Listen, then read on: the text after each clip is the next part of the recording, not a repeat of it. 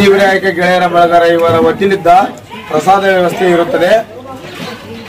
ಬಂದಂತ ಭಕ್ತಾದಿಗಳು ಪ್ರಸಾದವನ್ನು ಸ್ವೀಕರಿಸಿಕೊಂಡು ಹೋಗಬೇಕೆಂದು ವಿನಂತಿ. ಬಂದಂತ ಭಕ್ತಾದಿಗಳಿಗೆ ಪ್ರಸಾದ ವ್ಯವಸ್ಥೆ ಈ ತರ ಇರುತ್ತದೆ. ಖಡಕ್ ರೊಟ್ಟಿ, ಕೊರದ ಸಜ್ಜಕ, ಕೊರದ ಹಿಟ್ಟಿನ ಪಲ್ಯ, ಸಿಂಗಾ ಚಟ್ನಿ, ಮೊಸರು ಹಾಗೂ ಇತರೆ ಪದಾರ್ಥಗಳು ಇರುತ್ತವೆ. ಬಂದಂತ ಭಕ್ತಾದಿಗಳು ಗುರು ಹಿರಿಯರು ಬಂದು ಪ್ರಸಾದವನ್ನು ಸ್ವೀಕರಿಸಿ ಹೋಗಬೇಕೆಂದು ವಿನಂತಿ.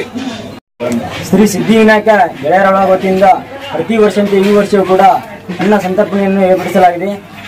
ಅನ್ನ ಸಂತರ್ಪಣೆ ಅಂದರೆ ಈ ಸಲ ಉತ್ತರ ಕರ್ನಾಟಕದಲ್ಲಿ ಫೇಮಸ್ ಆಗಿರುವ ಜವಾರಿ ಊಟ, ಖಡಕ್ ರೊಟ್ಟಿ, ಕೊರದ ಹಿಟ್ಟಿನ ಪಲ್ಯ, ಕೊರದ ಸಜ್ಜಕ, ಜಿಯಾರಿ ತುಪ್ಪ, ಅನ್ನ, ಸಾಂಬಾರು ಹಾಗೂ ಮತ್ತೆ ಸಂಡಿಗೆ ಸಹ ಇರುತ್ತದೆ.